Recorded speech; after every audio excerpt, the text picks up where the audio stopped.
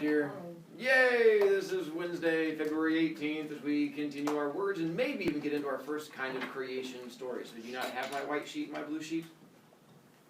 Jensen! Hi, stand up! Do you not have my white sheet and my blue sheet? Oh, yeah, I think I've asked you to get out. You go ahead and stand where you're looking. Alright, so the spelling bee sign up. We have no heroes signed up for the spelling bee at all. Just letting you know how incredibly proud I was not. If you are wanting to sign up for it, the sign up is now gone. The only way to sign up now is you have to do it through me. So if you are still interested in doing it, you have to talk to me and then we can get you signed up for it. And then Thursday, that's the same as tomorrow, is the girls' basketball house event, 6 o'clock. So when you get a chance to go to that, make sure you come and find me so I can give you credit for it. We got through all of these, so do this version real quick. We'll make sure that it's still in your brain to make sure the learning and the thinking happens. You can either be loud and correct, or you can be wrong and quiet. So do your best not to be loud and wrong. Jovial, our first one. What god does Jovial come from? Zeus. Zeus, because what's his Roman name? Nope. Jovial. Nope. Jove. Jove. Scary little people. This is where actually using your brain comes in, which is what makes it a little bit tougher on you. So Zeus, because his Roman name was Jove, and or also Jupiter. And what is it that Happy. Jovial means? Happy. Which is ironic. And why is it ironic that Jovial means happy and comes from Zeus? Because Zeus is a happy Put that person. part away. Nicely done, because he was not all that happy. And we're going to get to one of his stories today, hopefully, fingers crossed. We'll get to our first Zeus is not a happy camper story. He's a friend. Cereal comes from Demeter, whose Roman name was Ceres. And what was she the god of? Food from grain. No. We have to actually listen to the question. What was she the god of? Harvest.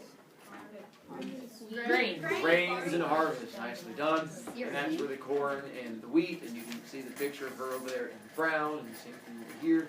She's the one that has all of the wheat and stuff behind her. And then what is it that cereal means? Food from grains. That's where that answer comes in, the food from grains. I just like repeating things without thinking. I know, it shows you guys are adorable. Volcano comes from what god? Festus. Whose Roman name was? Vulcan. Good job on pronouncing Hephaestus' name correctly. And what was his job? He was the blacksmith. Nice. So blacksmith, metalsmith, armorsmith, the guy that did all the smithing for the gods, and worked his job, did the smithing inside of mountains, and sometimes the heat would explode out to the top. And with that, what is the definition of a volcano? Mountain of fire. And mercurial comes from what god? Hermes. Hermes, whose Roman name was? You guys said that, but not that strong. Mercury. Good job. Mercury, who is the one over there in the orange and yellow. So that guy right over there was Hermes, who is the one that's doing the little Heisman Trophy pose run. And that brings us to Hermes. And what does mercurial mean? Means Able to change quickly. Scientific reactions. We have the chemical stuff. It means able to change quickly. And then we have the thing that he's carrying, the caduceus staff. What does it look like? Staff with two snakes. Staff with 2 stakes and 2 wings on it. And where do we see these things today? hospital. Nicely done. Technically, it's the slightly different staff, because if you see the staff on the back of the ambulance, what's the difference? There's one Nicely done. And One no snake wings. and no wings. It's actually a different staff called Asclepius's staff, as opposed to Caduceus's staff. 2 different guys with sticks and snakes and stuff like that. But for all we're going to care about for now, they both wish the same thing. And a lot of medical places use this image also. But that would be the Caduceus. And what does the Caduceus staff do? It heals you. Magical healing stick. Nowadays we would call it a band-aid. And then we got to fatal. And what the gods does fatal come from? The Fates. The Fates. How many were there? 3. 3 of them. What is it the first sister Clotho does? Makes the string. Creates the string. Second sister Lachesis? Meter stick. Excellent. The meter stick of measuring string. And then the third sister Atrico? Cuts the string. Nice done. She does the cutting of the string. And so they're the ones that controlled how long people would live.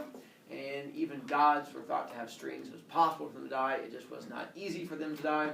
And what does fatal mean? Die. Nicely done. It means that your string has been cut and that something was fatal and killed you.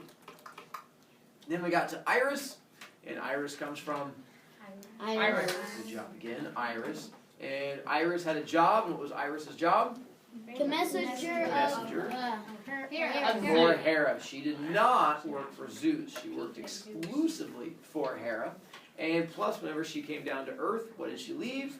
rainbow. The rainbow. And did we get to all of Iris' story? Yeah. Alright, so we know why does Hera send her down to Earth? Because To he's check on Zeus and his Check on Because he's a Zeus's friendly friendships. person. Because what is it Zeus usually use to hide his friendliness? Clouds and A thunderstorms. storm cloud, which is why we will then see the storm clouds on sunny days, because it's Zeus being friendly, and that's when you typically will see rainbows. Because you don't see rainbows on every stormy day, just when you have sunshine and then stormy, because that's Hera coming down to check on his friendly time. And so if Iris is not only the color of your eye, but the other one is a flower. And that brings us to the flower and the giant eyeball, where you have, this is the colored part of the eyeball, and then we're going to have the pupil, and then, do you remember that part? Eyeball. Sclera. That's the one. So you have the sclera, the iris, and why was this named after Iris? Because it's colorful. It's got all the colored parts to it. Then we got to music and museum, and they come from, did we not get to this? No. Learning. Blue? Apollo. Close. It is people who worked for Apollo. They were sort of his underlings. The Grant? muses? Muses. And who are the muses? The muses are the storytellers of the Greeks. Nicely done. The muses, and you know how many there were? There were like 5. 9. 4 is 9. Good job. Yeah. Muses, there were 9 of them. They're not on any of the posters that are up there. But the 9 muses were essentially the gods of art. And the 9 of them went around and inspired people. The Greeks believed that humans were basically made out of mud. We were mud people, and we'll get to that story here coming up. And because we're mud people, we did not have any natural creative ability. The Greeks believed that if you gave a paintbrush to a person and had them go paint a picture, they would just walk up and go, and they would just sit there and smack and go, and you'd smack it, and that was all we could do. So how is it that we have such beautiful works of art? Muses, who were basically invisible little ghost beings. And what they would do is when they found somebody that they thought worthy of doing beautiful art, this god would work you like a puppet. They would take their big invisible hand and stick it inside of you, and then move their little hand around and make you do your painting. So before you got ready to paint, the muse would put their hand in you and start manipulating you. You'd be like, I'm gonna make art, done. And then you'd be able to do it, but it wasn't you, it was the muse working through you. There were 9 of them, because each muse covered a different area.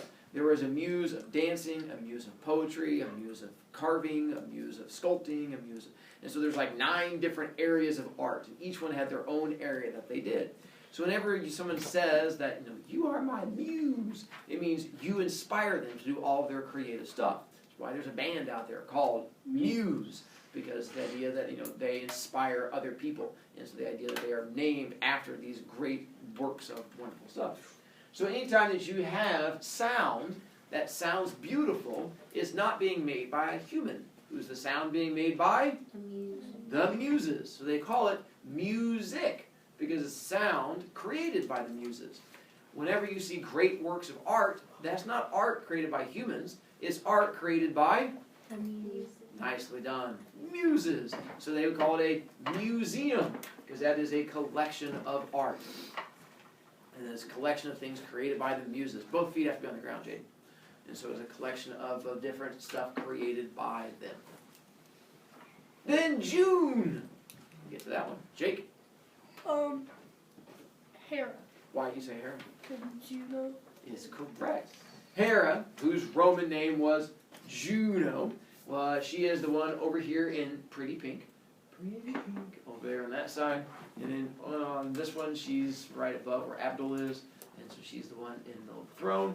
And then she looks different in every picture, which is fine. That's the Hera in this one here.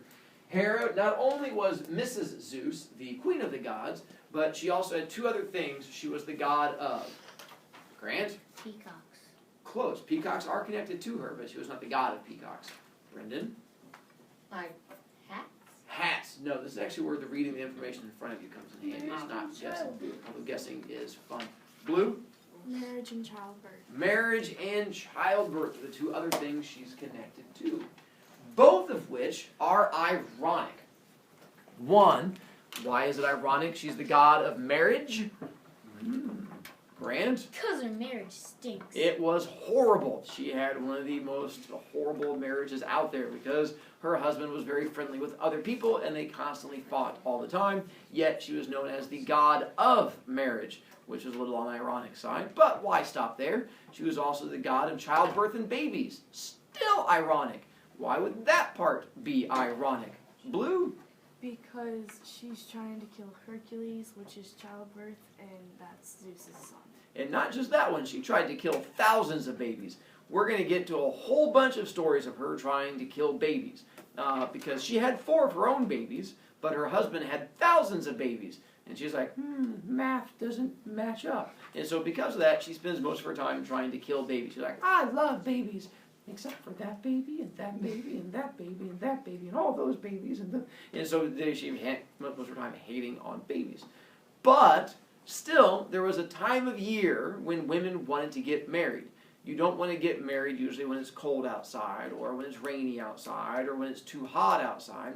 But luckily, there was a prime time of the year when the weather's not too hot yet, and the weather's no longer rainy, and that time of year became known as the time of Juno, when women all got married. The time of Juno eventually got shortened down to a single month, and that month is? June. And why is it called June? Because what happens the most then? Marriages. I think 70% of all weddings happen during June because of that time period. And so June, go you. June was known as the time of marriage because that was the nice weather when it's not too hot, not too rainy, not too cold. And so it's usually people would go out there and try to get married. It's connected back to her. Then we go to mind. Our next one there. Where do we get mind from?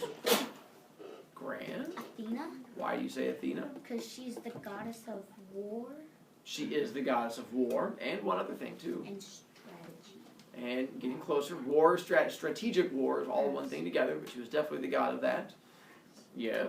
Wisdom. Wisdom was the other thing. The god of wisdom, the god of strategic war, Brendan, Crafts. and crafts. And we'll get to that part too, but you are correct. Idea of mind comes from Athena. And Athena's the one up here in the brown you have. She's not a midget, it's just a bad picture with the gigantic looking horse and her in the background. Over here, she's above where Ernie is. This is Athena with the sword, the shield, which has Medusa on the shield, which she's connected to that story. And then that is an owl on her shoulder. And then on this one, this is Athena standing in this spot with a shield with an owl on it. And it looks like she's magically making an owl hover above her hand. Why would she have an owl as her symbol in a whole bunch of, in a whole bunch of those pictures? Newnham? She's wise. And why? Keep going from there. Why have an owl? Why not an elephant? Why not a hippo? A goat. You're on the right track. What's that? Owls out. And it goes back to the idea of fables with the motifs, and the motif with an owl being the wise one. So oftentimes she's seen with an owl because a lot of the fables came from the Greek mythology times. And so she was seeing that same symbol going for her. Well, there are two gods of war. Athena and Ares is the other one. And we'll talk about that coming up here. And so Ares is the one that's right over yonder. He was the god of bully war, evil war, mean war. Because the Greeks believed that there were two different types of war. There was the type of war where you just don't care who wins and you want to throw dirt in someone's eyes and kick them in the shins and then stomp on them when they're on the ground. And then there was strategic war where you have an even fight and an even matchup to see who can win overall. And that is where Athena comes in. Nicely done. So your feet don't touch the ground. I do bring you in for lunch, right? Because I get tired of giving all the warnings, so I'm just kind of helping you out on that one. Now this will bring us to our first kind of real story-ish thing, and it goes back to how Athena gets connected to being the god of wisdom and the god of mind. It goes back to Zeus, was married to Hera early on, depending on the stories. But he had a girlfriend at the time by the name of Metis, Metis. And Metis was some stories say a nymph, some stories say she was just one of the gods, was a god of memory. But Zeus and Metis were friendly behind Hera's back, and things were going well for a while. This was the early stages of Zeus and Hera hanging out, and Zeus definitely didn't want Hera to find out about his friendliness. And one day, he's hanging out with Metis, and she goes, Zeus, I have good news. He goes, what's the good news? She goes, Zeus, I'm pregnant. He goes, I thought you said good news. And she goes, what? He goes, nothing. That's good news. And he goes, that's great. She goes, let's celebrate. He's like, yay, let's shh on the celebrating thing. She's like, hey, instead, let's have a picnic. She's like, a picnic? He's like, yeah, a picnic. That sounds like fun. So he decides that they're going to celebrate with a picnic. And they head out to go have a little picnic area. And he packs like a picnic lunch, like little sandwiches and pickles and stuff like that. And he's like, hey, let's go on a picnic in this cave where no one can see us. She's like, in a cave? He's like, yeah, where no one can see us. And he goes and takes her into this little cave area. And his first thought is it'd be nice to just take a big sword and stab her and kill her, thus getting rid of the evidence so his wife can't find out. But he can't do that. Why can he not just stab Metis and solve the problem? Because she's a baby. No, he doesn't care about that baby. Because she's like a nymph. Getting closer. What? So God. nicely done. And because she's a god, what does that mean? You can't kill a god. Yeah, so if he stabbed her, it wouldn't do any good. He just stabbed her, and she's like, why is there a sword in me? That's kind of boring. And so you realize that the stabbing is not going to work, so he has to be more creative in getting rid of the evidence. She's like, I can't just kill her, so I've got to be creative. So he comes up with this plan. So in the cave, they're having their picnic, and it's yummy and delicious, and things are going well. And she's like, oh, that was a yummy picnic. Let's go tell everyone about the good news. She's like, hey, let's hold on to the good news thing. He's like, instead, let's play a game. She's like, a game? He's like, yeah, a game. She's like, what game do you want to play? He's like, let's play a game called Who Can Become the Smallest Animal? She's like, ooh, how do you play? And he goes, well, you become the smallest animal. It's right there in the title. The Greeks believed that gods could change shape, like animorphs. You could just, and you could become whatever creature that you wanted to, and you could shape change. And that was one of their special abilities. She's like, ooh, that sounds like fun. He's like, all right, I'll go first. I'll make it easy. He's and turns into a giant elephant. She's like, ooh, I'll go next. And she becomes a hippopotamus. And they go back and forth, and they're giggling and laughing and slapping each other. And he becomes a moose, and then she becomes a deer. And they keep going smaller and smaller until it becomes like a raccoon and a dog, and then a squirrel and a chipmunk and a mouse. And they keep going smaller and smaller until eventually they get down to like insect sizes. Still giggling and having a good time. And eventually he gets down to the size of a fly. And he flies around. He's like, fly, fly, buzz, buzz, buzz. I've won. Buzz, buzz, buzz. You'll never beat me. And she was like, I have an idea. And he's like, what? She goes, watch. So he goes and turns back to his human form. And she turns into a gnat. Little tiny little thing. And then starts flying around him. And she's like, me, me, me, me. I'm going to win. I'm a gnat. Me, me, me. And flying around him. And he goes, oh, but you forgot something. She goes, what? He goes, this.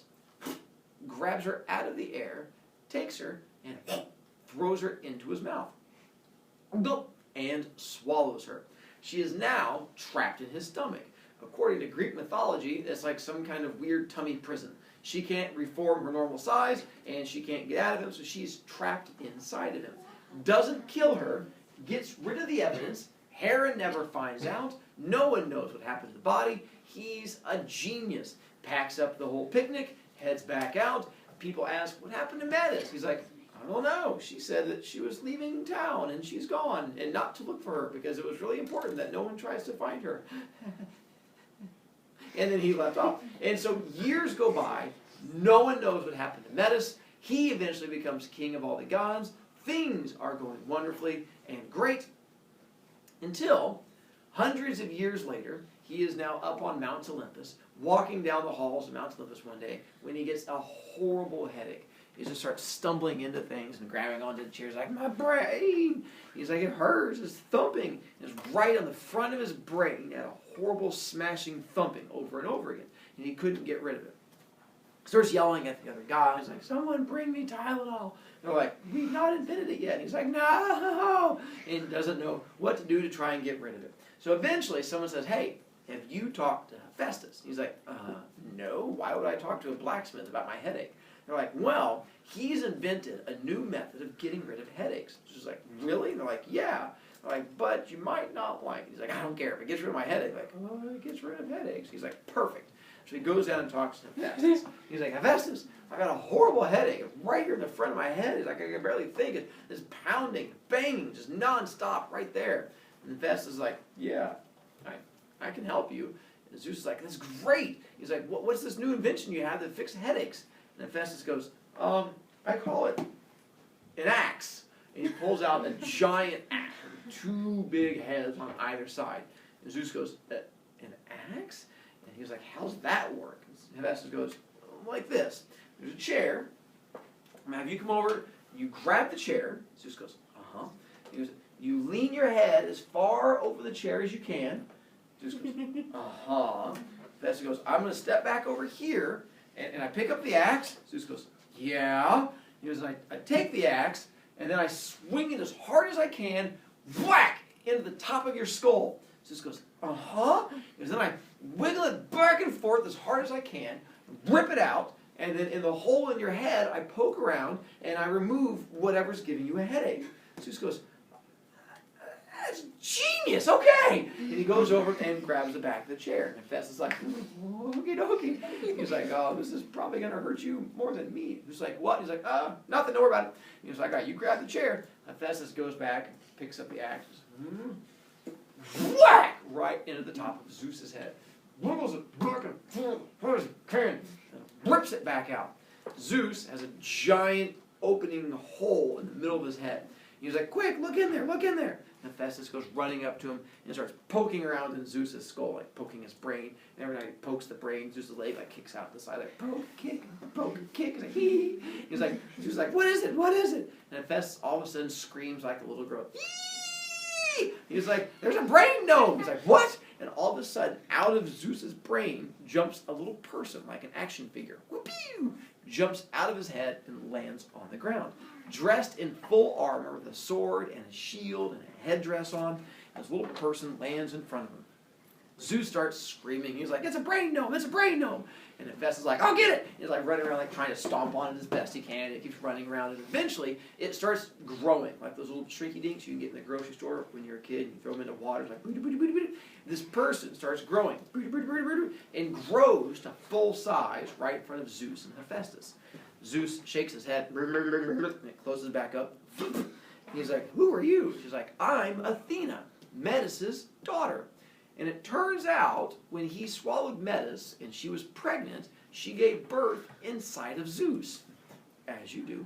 And at that time, Athena, who is Metis' daughter, then traveled through Zeus' system until she eventually got stuck in his brain. And when she got stuck on his brain, she built her own forge. And the forge is the thing that Hephaestus has, where the banging and the metalworking. And so Athena began making her own armor and weapons on his brain, which is what gave him the headache from the pounding of the metal and stuff like that. And so when she got freed, she became the god of two things. Because she was born from his brain, she becomes the god of wisdom. Because she was making armor and weapons while she was there, she became the god of war.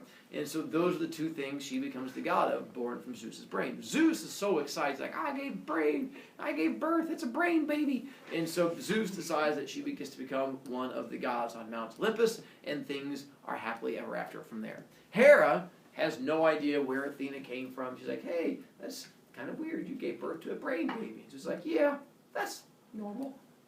And because of that, Hera has no idea what happened, and he got away scot-free. And mind is your thinker. Because it's the thing that's connected to Minerva, where the brain bits come from. Tati? In some stories, they say that Zeus was an eagle and that Metis? Metis was a dragonfly. There's every chance of it. I told you, all those fun versions of the different ones out there. March! The last word up there. Weigert. Aries. Why do you say Aries? Because it says it right next to it says Mars. And what is Aries the god of? Arrogant god of war. Nicely done. March comes from Ares, whose Roman name was Mars. Excuse me. Who is the one that's over there? And he was the bully god of war. And he was not a nice person whatsoever. And we'll get to some interesting stories of him coming up. And so he was a god of war along with Athena. He was the evil god of war. She was the much more pleasant god of war. And we have two definitions of what March is. The verb march is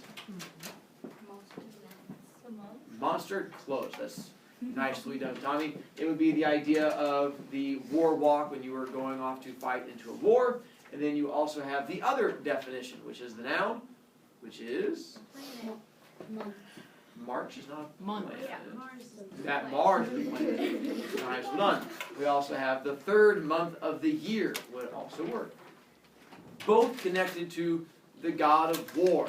And so you have the idea here that one, marching is when you go off to fight in a war. So you are doing a war walk with the stomping and the walking and the whole, we're going to go kill people, killing people, killing people. And so you're doing a walk of war, which is called marsing, which is the same thing as like marching. And then the third month comes back to it because the third month is the idea that this time of year is when you have the most floods and hurricanes and tornadoes and crazy weather. So the Greeks assumed that this time of year was being controlled by the god of war. So this time of year was called the time of Mars because it's when you have the craziest weather. So it became eventually just known as March. And so that's where March comes in. Are Athena and Ares related? They have the same dad, but other than that, no. Which we'll get to. Which means you should know who their dad is. Zeus. Nice. Because We'll he's a get to man. that. But Ares' mom was actually Hera. Sorry, try. Ares was one of Zeus and Hera's few actual children together. Now, on the blue sheet, from there, we're going to start going through and giving you the stories that fill in stuff on there. You'll notice you should actually have some of those questions answered already. Because it starts off asking, according to Greek mythology, what was the very first thing to exist? Pudding. It has a name. Chaos. Chaos. Nicely done. Chaos, which was our big ball of swirling pudding. See, stuff you already know. And our pudding got bored, and the pudding decided it was going to create the very first two gods to exist. And who are the first two gods to exist? Father Sky and Uranus. Father Sky is Uranus. So Father Sky and Gaia. So done. So we have the splits to form, Gaia and Uranus. Gaia, also known as Mother. Mother Earth. Father Sky is, Father Sky. sorry, Uranus is, Father Sky. there you go, my fault on that one. So we have Uranus and Uranus and Gaia, the Earth and the sky. And these are the only two gods. Once they come into existence, chaos is gone, and we just have the Earth, which was a giant flat dinner plate. It was not a ball, it was just a dinner plate. And then you have Father Sky, who sat above the big dinner plate. And they hung out for thousands upon thousands of years, just hanging out like, hey, what are you doing? Nothing, what are you doing? Oh, we should go see friends. They haven't been invented yet. Oh yeah, just us still. And so they got bored after a while. And eventually Mother Earth goes and talks to Father Sky. She goes, hey, Uranus. He's like, yeah. She goes, you know how I'm called Mother Earth? And he's like, yeah. She goes, I don't think that's an accurate name. He goes, what? She goes, you can't call me Mother Earth unless I have children. He's like, oh, that's a good point. She goes, I know. He goes, what are those? She goes, I don't know. She's like, they haven't been invented yet, so we're going to invent children. He's like, ooh, sounds like fun. He's like, well, how does that happen? She goes, well, that's a class you take at school that we're not going to get into. She goes, so how about we just stare at each other and go, and we see what happens. He's like, genius. So they decide that they're going to have the very first children ever to be born. The problem is, we don't know what kids are supposed to look like. So we have no idea what they're supposed to be. So when they give this a try, they don't do the best job the first time through. So they roll up their sleeves like, all right, let's give this thing a shot. And then all of a sudden, out pop the first 3 babies ever born. They are called the Hecatoncheires. And so that's their official name. I will refer to them as the big ugly monsters because they were big, they were ugly, and they were kind of monstery. In Greek, Hecatoncheires actually means 100-handed. The hecaton means 100 in Greek, and then the shire means hands. So in Greek, their name meant 100-handed. The reason being, they were born with 50 heads and 100 hands. They were the biggest creatures to ever exist. They were as big as mountains stacked on top of each other. No being will ever exist in Greek mythology that is larger than the hecatonocheires. They are humongous. We were the size of like hair lice in comparison size-wise. Maybe not even that big. That's how large they were.